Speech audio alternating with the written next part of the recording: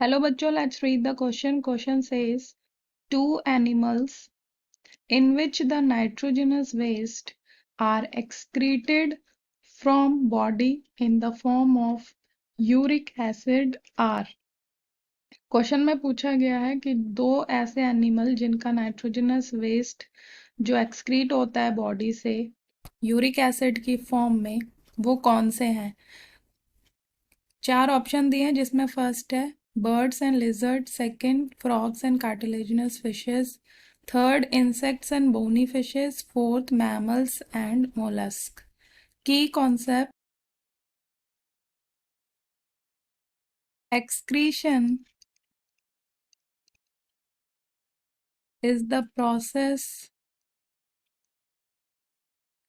so excretion जो होता है इस प्रोसेस में जो सेलुलर नाइट्रोजनस वेस्ट होता है एनिमल्स का, so it is the process by which the cellular nitrogenous waste जो है वो एलिमिनेट होता है, आर एलिमिनेटेड। एंड जो मेन थ्री टाइप्स के नाइट्रोजनस वेस्ट होते हैं वो होते हैं three main nitrogenous waste are ammonia, second urea and third uric acid. And जो एनिमल्स होते हैं वो डिफरेंट डिफरेंट स्ट्रेटजीज फॉलो करते हैं to excrete these nitrogenous waste. So जो अमोनिया को एक्सक्रीट करते हैं वो एनिमल्स अमोनोटेलिक कहलाते हैं। जो यूरिया को एक्सक्रीट करते हैं वो यूरियोटेलिक कहलाते हैं। एंड जो यूरिक एसिड को एक्सक्रीट करते हैं उन्हें यूरिकोटेलिक एनिमल्स कहते हैं। सो ये जो नाइट्रोजन जो रिलीज होता है ये तब होता है जब प्रोटीन्स और न्यूक्लिक एसिड्स का ब्रेकडाउन हो जाता है फॉर एनर्जी और conversion into carbohydrates and fats. Proteins का ब्रेकडाउन जब होता है into amino acids and nucleic acid into nitrogenous bases. So जो नाइट्रोजन कंटेनिंग अमाइनो ग्रुप्स होते हैं अमीनो एसिड्स के एंड जो नाइट्रोजनस बेसेस होते हैं वो कन्वर्ट हो जाते हैं into nitrogenous waste. And nitrogenous waste जो है जो एनिमल रिलीज करते हैं वो ammonia, urea and uric acid की फॉर्म में करते हैं। एंड ये जो एक्सक्रीटरी स्ट्रेटजीज होती हैं इससे जो है वो अपना बॉडी का जो भी एनर्जी है उसको कंजर्व करते हैं and also water. So water को कंजर्व करने के लिए एंड एनर्जी को कंजर्व करने के लिए ये एक्सक्रीटरी जो स्ट्रेटजीज हैं वो जो फॉलो करते हैं उसमें जो अमोनोटेलिक होते हैं ये मोस्टली एक्वेटिक एनिमल्स होते हैं जो पानी में रहते हैं। सो एक्वेटिक एनिमल्स आर अमोनोटेलिक जिसमें जो है ये डायरेक्टली अमोनिया को एक्सक्रीट कर देते हैं।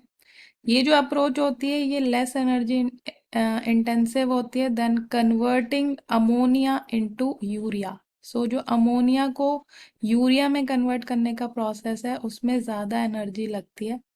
सो जो एक्वेटिक एनिमल्स होते हैं जैसे एम्फीबियंस हो गए, सो वो अमोनिया को डायरेक्टली वाटर में एक्सक्रीट कर देते हैं क्योंकि वहाँ पे वाटर जो होता है वो काफ़ी ज़्यादा होता है और अमोनिया के एक्सक्रीशन के लिए वाटर की रिक्वायरमेंट ज़्यादा होती है।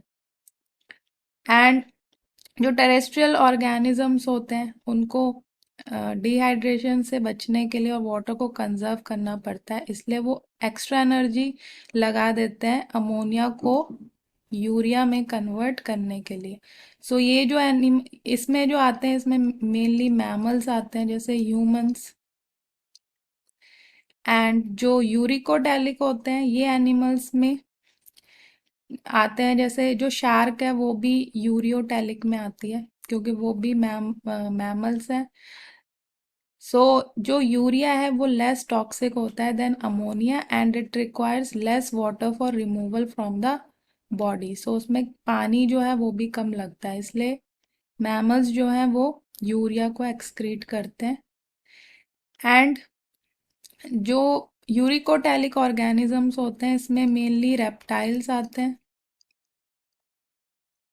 बर्ड्स आती हैं एंड मैनी इंसेक्ट्स।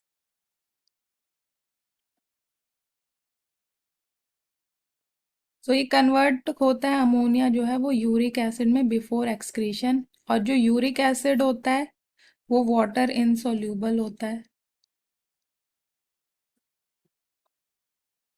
एंड ये एक्सक्रीट होता है एज अ पेस्ट और पाउडर की फॉर्म में एंड यूज करता है very little water. And this uric acid is even less toxic, so less toxic होता है देन यूरिया। सो क्वेश्चन में हमसे जो पूछा गया है कि दो एनिमल जो यूरिक एसिड की फॉर्म में नाइट्रोजन वेस्ट को एक्सक्रीट करते हैं, तो उसमें आते हैं birds and lizards. So this one is the correct option. जो सेकंड ऑप्शन है फ्रॉग्स एंड कार्टिलेजिनस फिशेस, ये यूरिक एसिड को एक्सक्रीट नहीं करते हैं। जो फ्रॉग्स होते हैं एम्फीबियंस होते हैं, सो ये मेनली अमोनिया को एक्सक्रीट करते हैं। जो इंसेक्ट्स होते हैं वो यूरिक एसिड को करते हैं, लेकिन बोनी फिशेस जो है अमोनिया को एक्सक्रीट करती हैं, इसलिए इनकरेक्ट है। सो जो मैमल्स होते हैं ये मेनली यूरिया को एक्सक्रीट करते हैं एंड मोलस्क भी, इसलिए ये भी इनकरेक्ट है। So hope you understood it well. Good luck.